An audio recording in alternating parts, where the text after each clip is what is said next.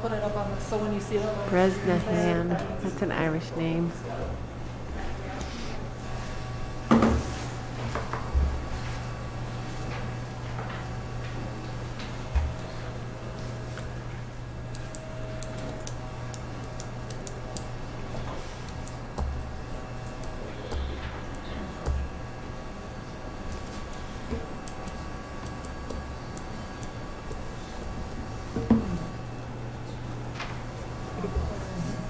Ready to go?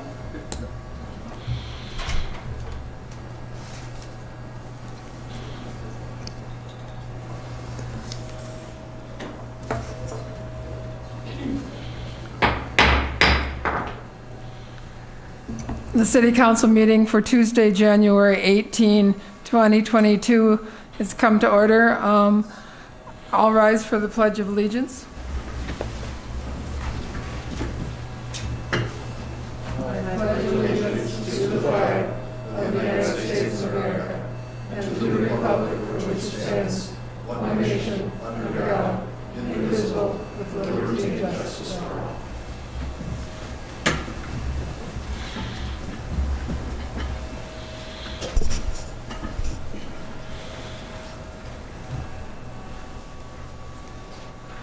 Open podium is an opportunity for Eden Prairie residents to address the City Council on issues related to Eden Prairie City government before each council meeting, typically the first and third Tuesday of each month from 6:30 to 6:55 in the council chamber. If you wish to speak at open podium, please contact the City Manager's office at 952-949-8412 by noon of the meeting date, with your name, phone number, and subject matter.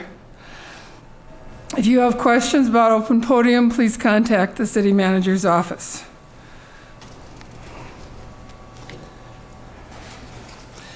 This evening, we have a proclamation concerning Martin Luther King.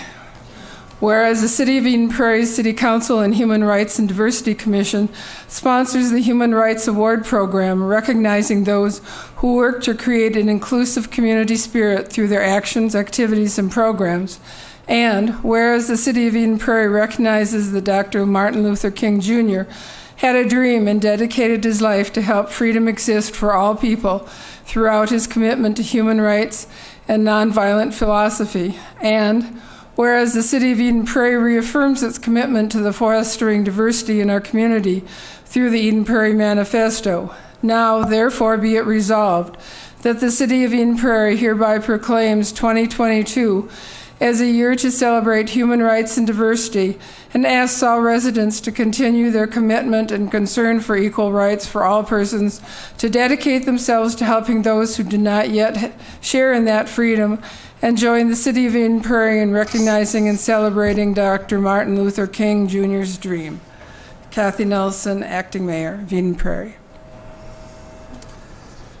Mr. Getchell, I believe we have some.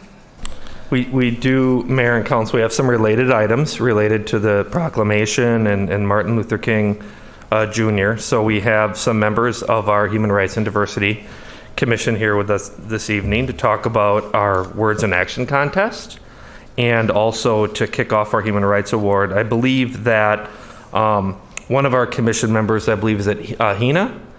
Yep, Hina Kazama will be coming up and talking about the kickoff of the Words in Action contest.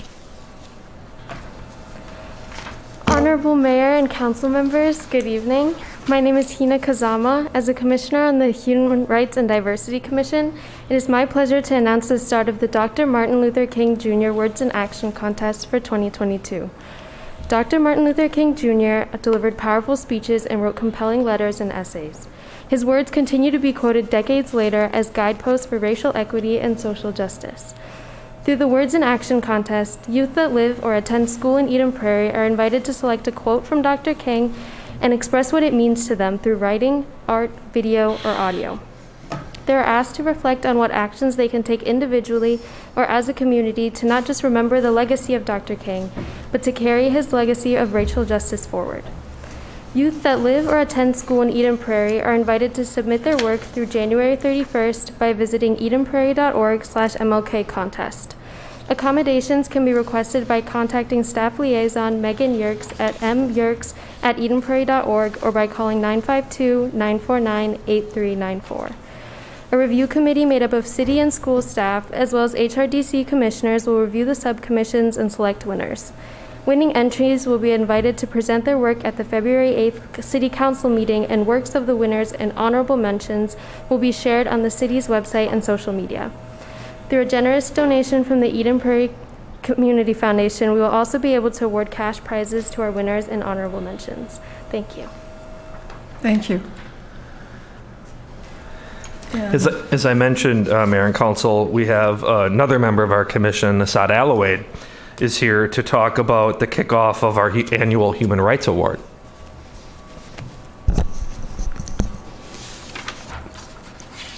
Honorable Acting Mayor Nelson and council members, good evening. My name is Assad Alawade. As a commissioner of the Human Rights and Diversity Commission, it's my pleasure to announce the start of the Human Rights Awards process for the year of 2022. The goal of Human Rights Award is to recognize Eden Prairie individuals, nonprofit organizations, businesses, youth who have worked to create an inclusive community spirit through actions, activities, and programs. There are many talented groups and individuals in this community, and the Human Rights and Diversity Commission is proud to be able to recognize outstanding citizens who embody the Eden Prairie Human Rights Manifesto. Nominations will be accepted until February 28th, and nomination forms can be found at edenprairie.org/Human Rights Award. Commissioners will review and select award recipients at the Human Rights and Diversity meeting on March 10. Human Rights Awards will be presented at the City Council meeting in May. Thank you. Thank you very much. We appreciate all the work that your commission is doing to make opportunities for people in these areas. Now we have some donations from the community. Mr. Louthammer?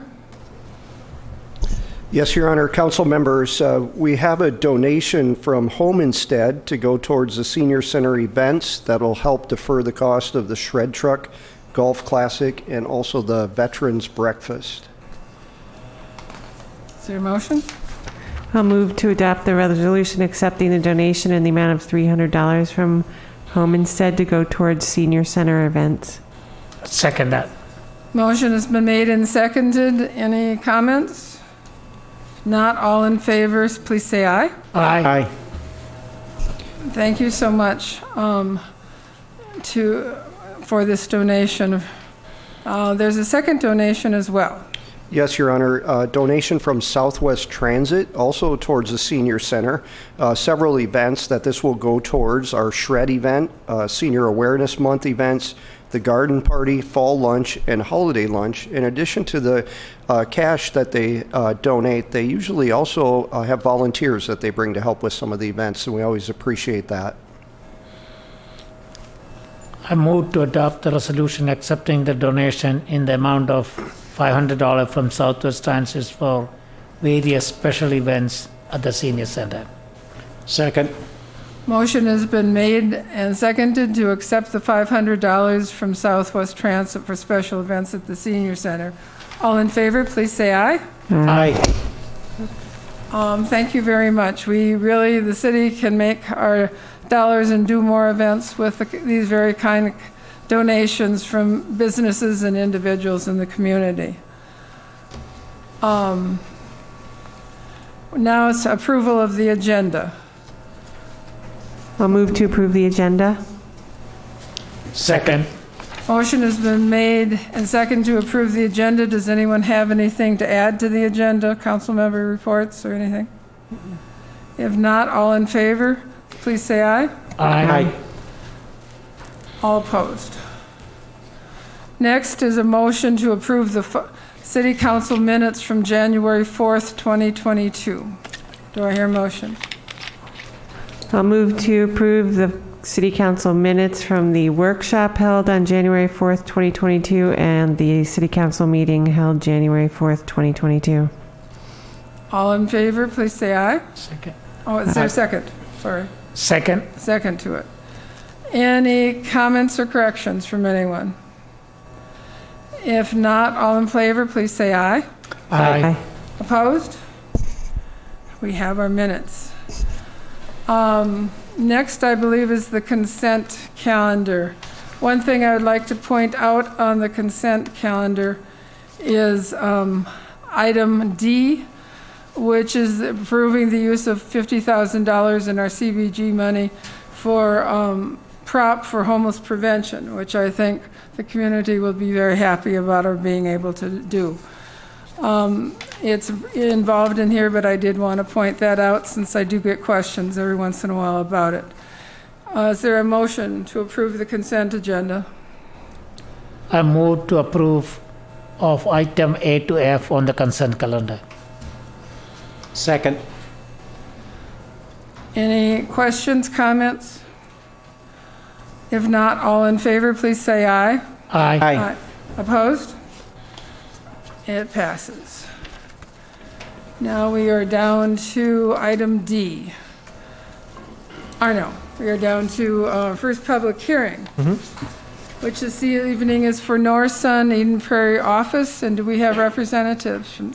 If you want to approach, and if you've got any pictures, they can take care of them over at the side for you. Hopefully they've talked to you about theirs. So please introduce yourself for the record and your address. Jesse Hopkins, 14998 Riverside Drive, Raynard, Minnesota. Is there a slideshow to, there it is. Thank you very much, and thank you for having us here tonight, council members, mayor. My name is Jesse Hopkins. I'm a project architect at North Sun, director of commercial architecture, and a 20-year employee of the company. With me tonight is our vice president of commercial construction, Mark Strelniks. We take great pride in all of our projects, but none more than what will soon become our new corporate home in Eden Prairie. The site is located at 7544 Marketplace Drive, north of the I-494 and Highway 212 interchange.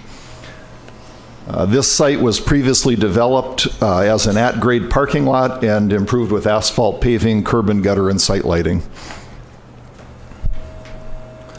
These site photos show the existing approach from Marketplace Drive, which is planned to be reused, and also views of the existing parking and road surfaces, and a vegetated berm that separates our property from the 494 corridor. This existing conditions survey shows the property line highlighted in yellow, and also a drive and access agreement over the adjacent property to the north. Fill soils ranging in depth from 4 to 9 feet in depth are shown on boring logs from our geotechnical report. Fill soils will be excavated and recompacted to serve as a suitable base for building and parking improvements. The majority of the existing site improvements are planned to be removed so that the existing subgrade can be properly prepared and graded.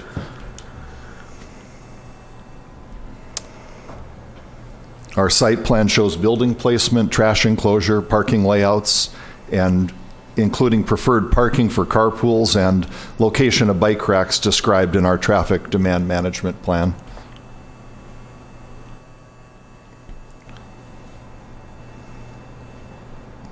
As part of this PUD waiver process, we're requesting a waiver from the 35-foot front setback along 494 and propose instead a reduced 20-foot setback along that frontage.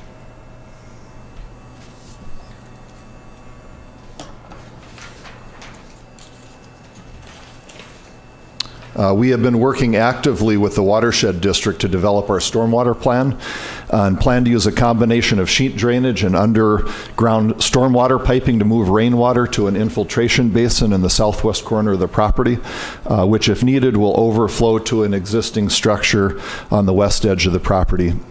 Rainwater coming off the building will be piped from internal roof drains to underground stormwater piping into that stormwater basin. In the northeastern corner of the property, where natural grades run downhill to Marketplace Drive, we plan to construct an underground storage chamber to treat stormwater that cannot otherwise be directed to the infiltration basin.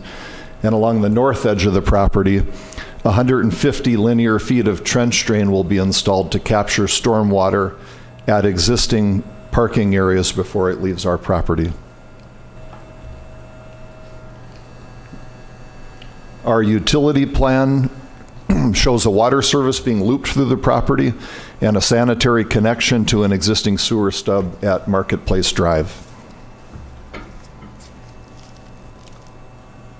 Our second request for waiver tonight is for an increase in the amount of Class 2 exterior material allowed on the building. We are proposing a combination of natural stone veneer and architectural concrete, masonry with cast stone accents, architectural glazing and aluminum frames, and metal cladding of 2 types with metal formed trims. By ordinance, the amount of cladding, the amount of metal cladding, a Class 2 material, is limited to 25% per facade. On a per facade basis, our use of metal cladding and trim ranges from 29 to 35% of wall area. Sustainability measures proposed for the project include the following. A very robust stormwater quality management plan, which I discussed previously. Building on a previously developed site rather than greenfield construction. Daylight and views. By keeping building width to a minimum, daylight and views reach all interior spaces for improved occupant health and well-being. Improved thermal enclosure, including both continuous rigid insulation and spray foam wall cavity insulation. An all-LED building and site lighting package with lighting controls, including occupancy sensors for interior spaces and site lighting controlled by photocell and timers. Fan-powered VAV boxes increase building energy efficiency by providing the majority of fan power needed for heating and cooling at decentralized fan boxes rather than relying exclusively on the larger rooftop unit. And these are the relevant points as I understood them. We're happy to answer any questions that the commissioners may have. Thank you. Are there any questions from anybody at this point, or would you like to go to the planning report? If we could go, Mr. Gatcho. Yes, Mayor and Council, I think the applicant kind of gave a good overview of the project.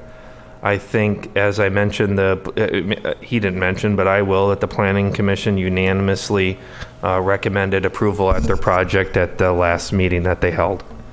And I believe no one was there to address the Planning Commission at the meeting. I have a question. Go ahead. Glad to hear that this is going to be your corporate headquarters. I'm just curious how many people that you think will be housing in this new facility? How many employees? That's a great question. I would say staffed on site is in the range of 35 to 45 individuals. Okay, thank you. Yeah. I just had a question about the caliper, the trees. How many trees are we going to be losing? I did read that most of them will be gone because they're right. Ash trees, emerald ash. There's a technical difficulty with what's going on out there, and what we are dealing with as a property owner is, as I mentioned in the slide, 4 to 9 feet of fill soil that is not suitable for building construction and really not also suitable for hardscape improvements. If you look at the parking lot that's out there, it's just riddled with cracks. So that subgrade was not prepared well. We need to go back and do that, and that means digging up the entire site. So there, other than the perimeters, which would be left untouched, there is not really an opportunity to keep any of the vegetation that's out there. Okay, thank you. I just got one question. You may have answered it somewhat for me already, but I'm trying to visualize exactly where this is. I know about Yeah. Now, it sits right next to the Extended Stay America. Yep. This Next one over from Extended Stay. And I take it this parking lot's not even used right now. It's just basically derelict. That's correct. If you look at the photos, That's the part she answered right there. Yes. Good. Thank you very much. I think you pinpointed it for me. Good. Okay. Any other questions from the developer or from staff? No, just thank you for coming tonight. Yeah, we're glad to see a business coming to Eden Prairie. Thank you. Thank you very much. We're looking forward to it. Thank you. Good looking building. Okay, I'll accept a motion. I will move to close the public hearing and. Mayor, I'm sorry, you need to, you haven't held the public hearing yet. Oh, yeah. sorry. Is there anyone here for a public hearing on this development? Seeing no one, public hearing, can I have a motion to close the public hearing?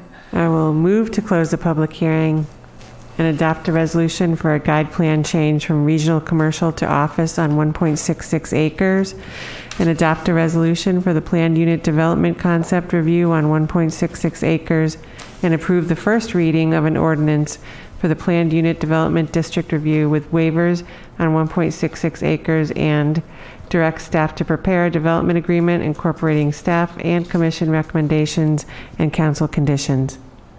Is there a second? Second. Anybody have any comments at this point, or are you ready to move to a vote?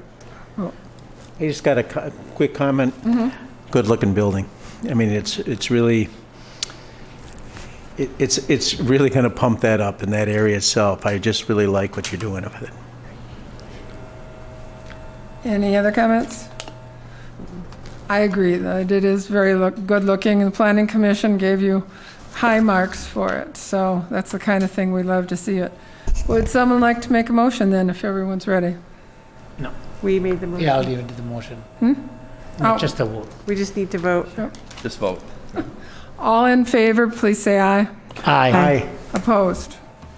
Welcome to the community. Welcome. That's good. Okay, next we have item B, which is a code amendment for signage. Mr. Getchell. Yes, I can introduce the item. And you may recall we had some workshop discussion on several different code amendments coming through our zoning code. One of those is related to signage, and our Community Development Director, Julie Klima, is going to provide a brief overview of the changes. And then we ask that you hold a public hearing. And then following the public hearing, we recommend first reading for approval. Mayor, members of the council, I do have a brief PowerPoint that I'd like to share with you this evening to overview some of the changes that are proposed. So as a part of staff's overall work plan, you might recall from a council work session back in 2021 that staff presented information to the council regarding the sign code. And there are several iterations of revisions that need to take place as a part of the sign code. It's not had a significant update in quite some time, but the first and foremost issue that we wanted to address as part of the sign update is the content neutrality. So I know we've talked about this in work session before. There was a Supreme Court case in, I believe, 2015 or so addressing content neutrality as a part of all sign regulations in the nation. So as a part of this approach that we brought before you this evening, the first priority is to remove all content based regulation in the code and move toward content neutrality. The second piece of that is to address some more housekeeping issues that needed to be addressed or just provided better clarity to the code. So some of that housekeeping might be moving a section of regulations from one part of the ordinance to another, or might be changing some language from shalls to mays or vice versa, something along that sort. So we'll go over that in just a little more detail. Several things that I want to address for you is, again, talking about that bringing this into compliance with the federal ruling. Future phases of our update would also be to create sign code regulations specific to new zoning districts or existing zoning districts that don't have specific sign regulations addressed for them. A third objective is, again, to organize and reformat some of our sections of this code in order to make it more user-friendly for those sign contractors that deal with our code on a daily basis, and other residents of Eden Prairie that might deal with it not quite as frequently. And then just providing those periodic and necessary updates that reflect terminology and consistency in application, really making sure that our policy and our practice match one another on a daily basis. So as a part of the content neutral, as I talked about, we may have provisions in code that speak to the content. You wouldn't know how to enforce or regulate that sign without reading it. Those are the references that we're working to eliminate with the content neutrality. And then, as I said, the reorganization, reformatting are other examples. So I wanted to spend a little time, because we're not going to go through the code line by line, and so talking about what's being struck and what's being added, a few examples of content neutral amendments. One example is an institutional sign. Right now our code provides a definition for that. You wouldn't be able to know if it's an institutional sign unless you read the sign.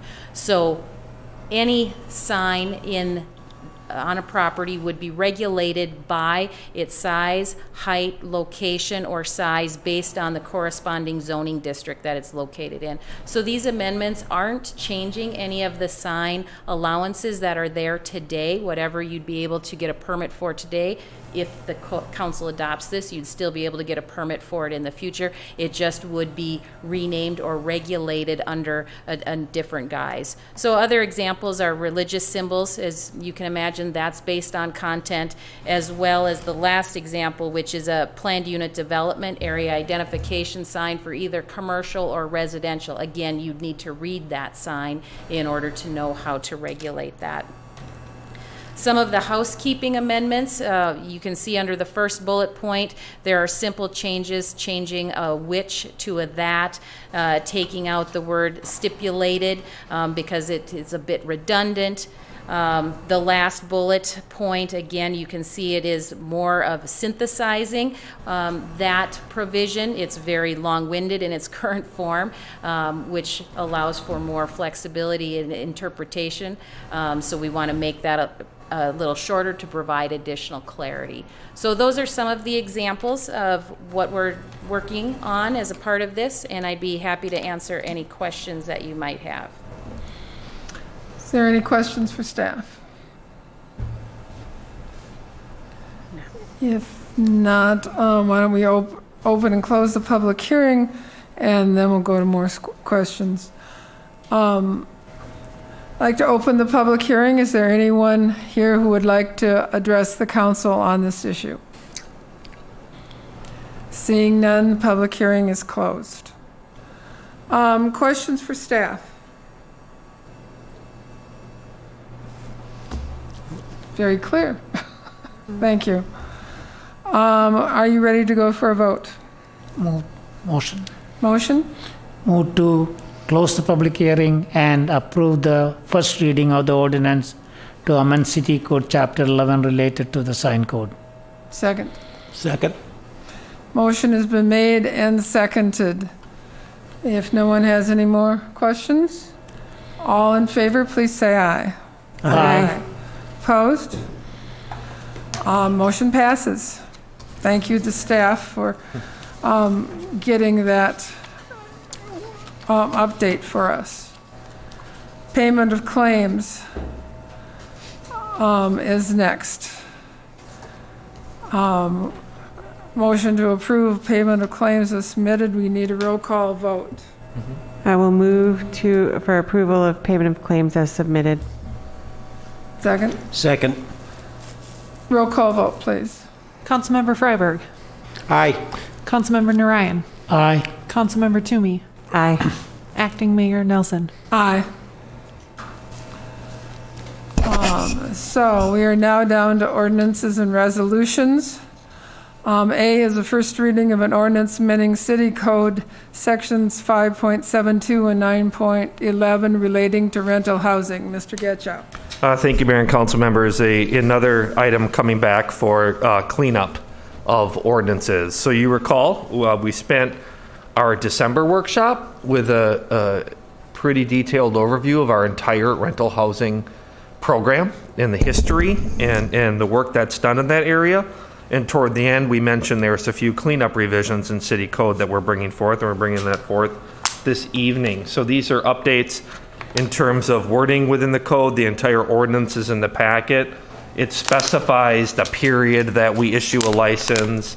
It specifies that when there's a change in ownership in terms of who owns a property, the city needs to be notified.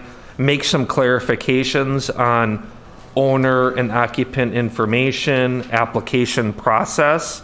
So bringing it, as we talked about with the sign code, bringing our rental licensing ordinance in line with how people can apply and renew their license. It's not changing the detailed elements of the program outside of some of those areas that I mentioned. And again, this is not an ordinance that needs a public hearing, so it simply requires a motion on a first reading. Questions? I got a question for Mr. Geshoff, if I could. Rick, do you have any idea how many? Are there a lot of properties that possibly could be rented in the city right now that aren't licensed? What's your opinion? I think that there's a strong possibility in the single-family home area or duplexes that there may. Is this your question? That are people renting properties that we don't know about? Right. That's exactly it. Yeah. So I think that there's a possibility that our program, there may be a few people out there, individuals, property owners that are renting out their property that may not know about our program. So that does come up every now and then, that we might find out after the fact that we have them come in with a license. Is there any way we can be a little better, as far as monitoring that? Because I'm of the opinion there's probably quite a few more than we think. Yeah, I mean, it would be hard to say what the exact number is, Councilmember Freiberg, and I don't know, sometimes it might be being aware of it, soon after someone rents the property. I mean, I can talk with the inspection staff and others about, how we'd be able to know when that might be the case. I think many cities have this program, so most people that are landlords in the metro area are aware to call the city and ask, but maybe someone is just doing this as kind of a one-off. And again, this does not apply if you have like family members living in your house. This is kind of a business license situation. But I think, yeah, we can absolutely have that discussion with inspection staff and others about how we can get the word out that you need to get a license when you're renting out your property. Okay, thank you very much. Other questions? I've got one. Does this go for a person who's renting their house, say, for a week or two? Just a bed and breakfast type of thing, one time? Do they still have to get this license? Yeah, so I believe I don't know if this is an update in the ordinance, but we do have a specified time frame in there. Let me see if I can find, I don't know if the fire chief, do you know off the top of your head the time frame that we have in there? I can take a look, but it typically, most of these situations are for longer term rentals, but it does cover for shorter periods of time. Okay. Any other questions? By the way, I was going to say, Mayor, too, so this comes back for a second reading. So I'll get a verification on that time frame and make sure you're well aware that, yes, I believe this would apply to 2 or 3 months. It's not just a year, but I don't know if it starts at, looking through this, whether it starts at, 2 weeks or 1 month. All right. Any other questions?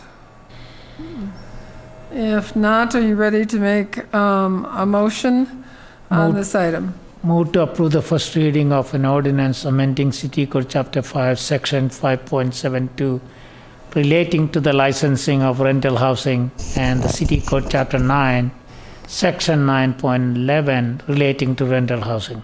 Is there a second? Second. You can take your pick, I guess. So really quick, Mayor, before you vote, I was able to find and verify that, yes, this section 572, that section that we're updating, this licensing applies to short and long-term rentals, less than 30 days, more than 30 days. It covers all those aspects. Thank you. Yep. Is everybody ready to vote then? All in favor, please say aye. Aye. Aye. Opposed? It passes. I think we are now on to reports, and Mr. Lothammer has a Park and Recreation report on the Round Lake building update. Thank you, Your Honor. Council members, I wanted to give you an update where we're at with the conceptual design of Round Lake Park building. As you heard tonight down at the workshop, we've been working with our Parks Commission and looking at what is the best way to redesign that building. What you know is that it's an old building, it's very tired. It was built in 1981 and has been in use since 1982. So 40 years is a long time, but I'll tell you that I don't think it's been well used for the last several. It shows its age. Its design is not up to date to where people would want to rent it and make good use of it for the public. It's been a really good building for using for warming house, but that's really been the limits of it in these past few years. So I think the new design is really important, and so want to show you what that looks like. We'll also tonight talk about some of the sustainability features that we're looking at, the costs of the building, the potential costs as we expect them at this point in time, as well as the funding. As Councilmember Narayan asked too, what is that timeline going to look like if this does move forward? So we'll go over that and then answer any questions or get any input and feedback that you might have as people that are there on site from time to time and see how we use that park and that facility during the 4th of July hometown celebration especially. So again, here is the building that we're talking about. It is really the restrooms and also the warming house facility. On the back side, you'll see the hockey rinks and a block building. Not a lot of light coming in, and really kind of an outdated past design. When you look at the site plan of Round Lake, we're basically looking to use that very same footprint. So that building itself would be demolished, and this is the overlay of what would go in its place. And so on a rooftop level, you're seeing some of the solar. I'll talk a little bit more about that as we go on. And you're also seeing a green roof. So that's not actually, that is part of the building there, that green triangle there area. So that's a concept that we're exploring as well. And I'll talk a little bit about what that does for some of our stormwater benefits too. So you'll see towards the lake, which is in the upper left part of the screen. I think that's important to remember of the views. We have some pretty amazing views towards the lake, and we want to take advantage of those. So from an interior standpoint, we've really used the new building at Starring Lake to really inform us about good use and good public feedback about what they really are appreciating. And it's taken us a little while because as COVID shut us down in a lot of cases, we've really only had one of each seasons in order to evaluate that. But it has given us some good examples, and it did give the architects an opportunity to see what we felt was working well in that building and how to translate that over to the Round Lake site. But you'll also see that as we go forward with some of the concept plans, it doesn't look anything like from an exterior what the building at Starring looks like. But again, you'll see that there's a warming house that goes out towards the skating rinks. That's quite a bit smaller than the one that is there. But again, we only have one room in the building as it exists other than the restrooms. The other piece that you'll see is a building portion that's rentable, kind of a community gathering space with the round tables, approximately 50 people, so really close to the size that's at Starring Lake. We do know that at the community center, we are overwhelmed with the amount of rental demand, as well as at our outdoor park locations like this. When you think about the Homeward Hills Barn, the Riley Barn, the Starring Lake facility, that one is a little bit more limited because it acts as the warming house for the sliding hill in the wintertime. So this would lend itself to year-round community use, community rentals, and as you'll see, overlooking the round lake. You'll also notice that the bathrooms can be accessed both inside and outside, or they can be locked from one side or the other, or both, which makes it a really flexible space for beach users and park users especially. We also show a family restroom as well as 2 changing rooms that are accessible, and that's something that we've received some feedback on at all of our beaches, that the benefit of having a changing area is something that people really appreciate. So I'll move on and show you a couple renderings from the exterior. The photo in the upper left is looking back from the lake, so when you're used to at the 4th of July being on stage and looking back at the crowd, this is what you would see behind them, with still having a patio area and some chairs and umbrellas for people to enjoy.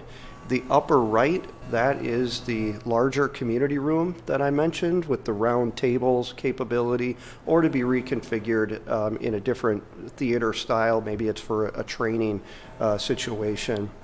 Down below is when you're coming from the play area, walking up to the main part of the building, so the lake is to your right. The restrooms, the family room, the changing room, those are the doors on the left-hand side that you see in that picture below.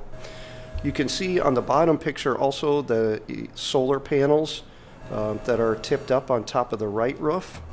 And then this is a shot again from in the main community room looking out. Right now you'll notice it looks like garage doors on there. We've suggested that that's not the way that we'd want to go, more from an energy efficiency and energy regulation, but still to take advantage of quite a bit of windows looking out towards the lake. Again, kind of that grand lawn area that usually overlooks the stage at the 4th of July celebration. You see the solar panels up on top. You also see the green roof that's on the other part of the building. Essentially the warming house is covered with the green roof concept. And here's a shot at night as you're coming up to the building. Again, if you were walking from the play structure over towards the building, this is what you would come up to. So again, I mentioned the sustainability options. When we talk about solar, I think that's something council members, I know you're very familiar with, and we think we could take good advantage of that. We'd also take a look at what would we be able to use for some of our heating and cooling options that might be even directly fed from the solar to a battery to the ability to heat and cool. So we want to explore that, not just, you know, pumping it back into the grid necessarily, but potentially using it right on site. Also could be helpful to some of the electric vehicle charging that we would put in the parking area adjacent to the building. The green roof concept, both from a stormwater management side, but also from a heating and cooling of a building, makes a lot of sense. And also from the stormwater, to have that, you know, take up and not just run straight off of the rooftop is something that would be beneficial and reduce the extreme and quick flow that goes into some of our holding ponds. So it's another treatment option and opportunity that we would have.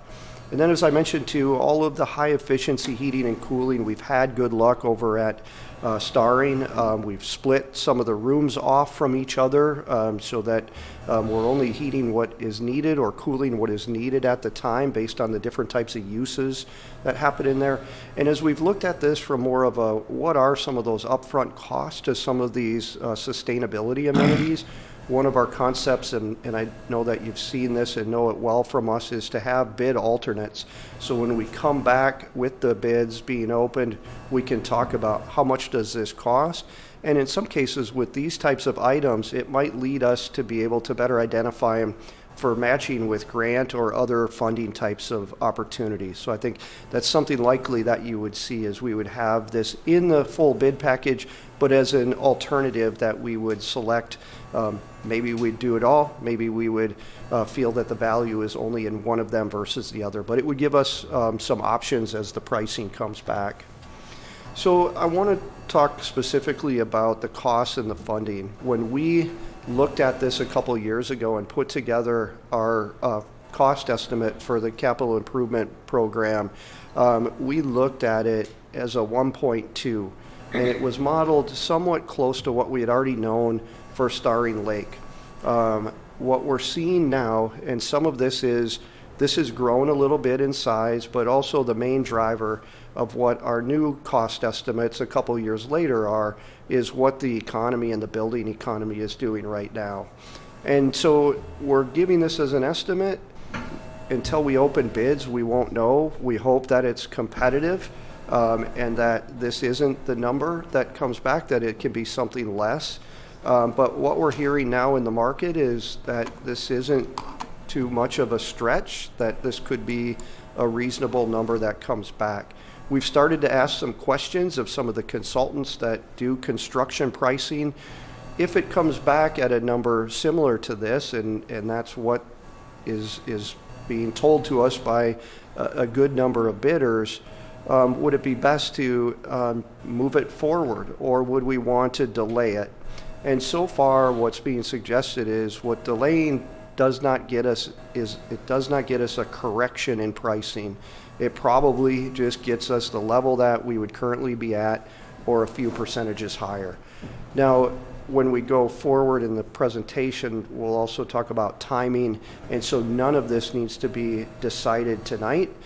These are all going to be decisions that we can make when we actually have the real information in front of us. But certainly we're in that cost estimating situation right now, and it does get based on type of building, size, and square footage. I would also suggest that we continue to look at this from the perspective of maybe not a 40-year investment, but a 30-year investment. And so hopefully we've got 40 out of the last one. This is something that would be 30 years going forward, and would be a good benefit. But we'll have other recommendations as this moves forward within the pricing. So we've been working on the construction documents and concept plans, and that's something that's happening as we speak, so that we can go out to bid. We don't want to wait too far into the spring, because that's not usually a good time, a good bidding climate. If we can do and be in a position where we can bid in March and April, come back with those bid results, that would put us in a position, if we chose to move forward at that time, to be able to start construction July 5th or 6th is what we're saying, basically after the hometown celebration, because we wouldn't be in a position to build this in a tight time frame of April to July. But we can build it starting in July and going into the fall, hopefully being in a position to open either late fall, early the following year. And then construction would happen that July through November-ish, and then grand opening, and would certainly be willing to entertain any questions, or if you have some thoughts and suggestions based on what you've seen with some of the concept planning. We're still at that stage to be able to make some changes or amendments. Questions? I have a question about the green roof. What are you going to plant that with? Will it be planted with grasses, or? Yeah, it's short grasses and sedges, and there's a couple ways to do it. I think the one that we would recommend is it actually comes in trays, so 24 by 24, and they interlock together, and the water sheds within the trays and amongst the trays. And so if you do have an area that maybe it dies off, or you want to add to it or replace it, it's really easy to do that. Could you do it with like clover or anything? Bee friendly? Yeah, usually you're mixing in a variety, almost like a prairie, but specific to being a little more of a shorter, and also that doesn't need to be mowed, or for those from Wisconsin who are used to seeing goats on top of roofs, we wouldn't necessarily need to have that either, although it might be fun and trendy. I was concerned about the goats, yeah. Any other questions? Yeah, if I may. Good presentation. A couple things. Really beautiful building. It's got a good concept to it. It's also pricey. It's really pricey. Here's what I personally would like to see. I'm looking at $2.1 million to redo that, and I understand the obsolescence of the building. Can nothing be done with that building as far as, let's say, extensively remodeling as opposed to starting from scratch? Something that would be of lesser amount than over 2 million on it? No, not to, Something to compare against. I guess that's what I'm looking at. I mean, you can't compare as far as you look at at what it looks like now compared to what's the concept is. I mean, it's like night and day. I get it. Yeah, yeah. But could that not be altered, or is it just so obsolete that it's hopeless? What you're dealing with is a lot of block structure, and so to even start to touch that, it's almost. I don't know that we could get a reputable builder that would recommend not tearing it down and start, trying to modify. They would look at that and say it's not worth modifying, is your opinion. The other piece to it, our bathrooms are barely handicap accessible, and that's with quite the retrofit that's taken urinals out and moved stuff around. The smell of the flooring and this is a perfect example of something that you would doze and start new.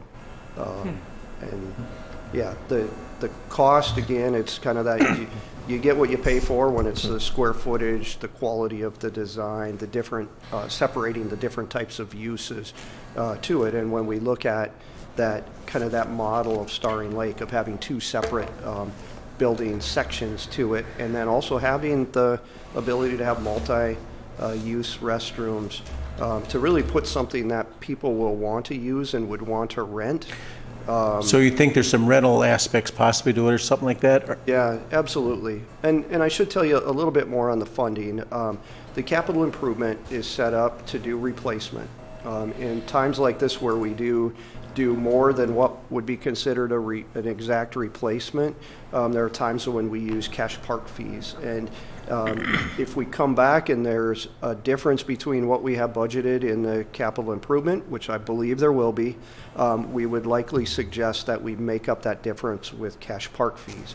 And those are fees that we take in as developers come into town and build. And the use and the intent of those fees is to help continue to both improve, but also to keep us at a level in the park system that we're not going backwards. So that would likely be the difference in that gap from where we had budgeted to where this could likely come in. Okay, thank you. Maybe to clarify too what Jay's saying, and I think you as council members know this, but the number that was plugged in was approximately done 2 years ago. So every 2 years, you update your 10-year capital improvement plan. And I think what's beneficial, and we're getting ready to do that right now actually for 2023 through 2032, we're going to be updating that 10-year plan, and you're going to be talking about that this summer, and you're going to be adopting it at the end of the year. So 2 years ago, you discussed this project and you put that number in. You discussed many projects. We kind of look out again 10 years. The Riley Lake work we did, the Starring Lake work we did, we plan this out a decade at a time. So I think the benefit to when you have to reposition some of this based on the current environment of construction that we would not have anticipated 2 years ago is we've had a lot of development in Eden Prairie. So we've been able to put away more in park dedication fees than we anticipated. So again, when Jay mentioned when we come back, we're going to update those estimates because we will have more funding in the Park Improvement Fund than we thought we did 2 years ago. So that's going to help with the gap. But again, as Jay said, the question is, what do you want to build and what's the timing of doing that? But we had programmed for the last several years that this would be the year that we would do the building.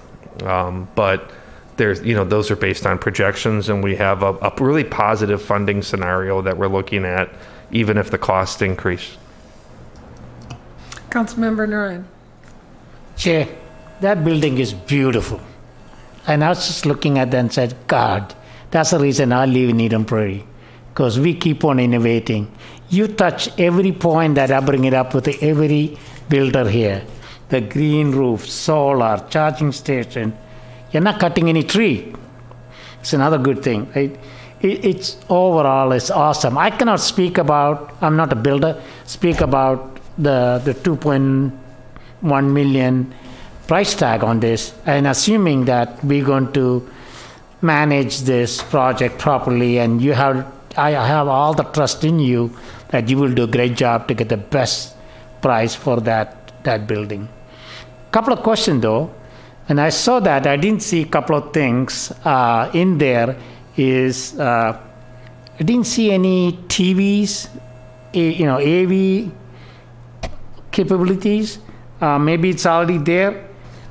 Another question I have is, have you considered having a fireplace in there? Because that building, that room is beautiful, and if I'm going to rent in the winter time, that could be a consideration. I don't know fire, in terms of fire hazard and other stuff. I don't know, so you need to check that. And the last one is maybe consider also outside grill. So in the summer times, if I'm renting for a birthday party or something, that I could cook something outside and bring it in. So that's another consideration. Overall, it's a beautiful place, and this is the reason people want to live here, and that's the reason I want to live here in Eden Prairie. Councilmember Narayan, I can respond quickly if we pull the slide back up to where it is. Just to the right of the storage area there in the room with the round tables, it's hard to see, but it says TV screen. And then even farther over, there's a kitchenette. So it looks from that concept a lot like at Starring, where you would have a small kitchen. If you did have rented it for a family reunion like some would, if you rented it for a business meeting, the AV technology would be there. We do have a couple grills more towards the bottom left of this. That's kind of that scattered picnicking, but even the ability, if somebody, if it was more of a food truck grill or a catering company wanted to do that, there'd be room on the patio for that to happen. And I would say also, just to keep in mind, anytime I've built a public building and we think about it in square footage, and we all are used to thinking about our house and the square footage of our house and what our house is valued at, and it's never the same. It's always much more expensive. But thinking about if your house had hundreds of people coming in and out in a day, and the quality of the materials just on the door handles and the bathrooms, and building it to ADA, which doesn't have to happen in a house, and the size of some of the air handling and things, so that can drive the cost. And I would say, even though as we look at this, and these are some really nice graphics, and I trust that the materials and color selections that we would use would bring this to life, but it is also looking at some materials that aren't over the top expensive. They're durable. We want to be able to source them as local as we possibly can, but also knowing that this has to hold up to when it gets spray painted, when somebody decides to carve on it. All of those things happen, and so we have to have that level of hardness and quality to go into this, which can drive that cost different than what you would do on your residential house. So some people would look at this and say 3,600 square feet. I know they're selling that just over by the airport for $800,000. Why can't we build it for that? There's many reasons that go into that, and we will see it come back more than what a residential house would. I've got one question. Is there any room for any food or vending machines, especially in the warming house area, to be available? I know a lot of kids, that's a big part of going ice skating, is being able to get a little something to eat when they come in to get warm and then go back out again. Yeah, and COVID has kind of put a hold on that for us at Starring, but our intent there, we have room for a smaller refrigerator also to be able to support some of those family gatherings that happen, where they do both have room and outlets for crock pots, but also for keeping salads and things cold. And then also the vending concept, we were looking into a little more of the kind of the hot chocolate machine, and then more of the vending for a little more our healthy vending items too. Okay, so it's not going to be the candy that my kids might have remembered going to the warming house coming out. How many electric car parking spaces will there be near this? You said there were several, I believe? Yeah, so typically what we've been putting in at each location is there's one on each side, so there's two. We're also looking at they're over more by the skate park as well as a future location too, but they can all scale up, and we have the electrical capacity and capability. Even if we don't run it off from the solar, we've got that there at the site to be able to do it. But when you look at like the community center or out here, typically one charging station feeds 2 cars. But knowing that we've been able to, as we added it at Starring, we removed 3 spots, we get 2 essentially is how it works out. Thank you. Any other questions? If not, thank you and for the presentation. And we don't have to do any vote on this then. Thank you, Jake. And is there anything else, Mr. Getchell, other than to adjourn? Mayor, there is not. Do I have a motion to adjourn? I move to adjourn the city council meeting. Second. Second. All in favor, please say aye. Aye. Meeting is adjourned.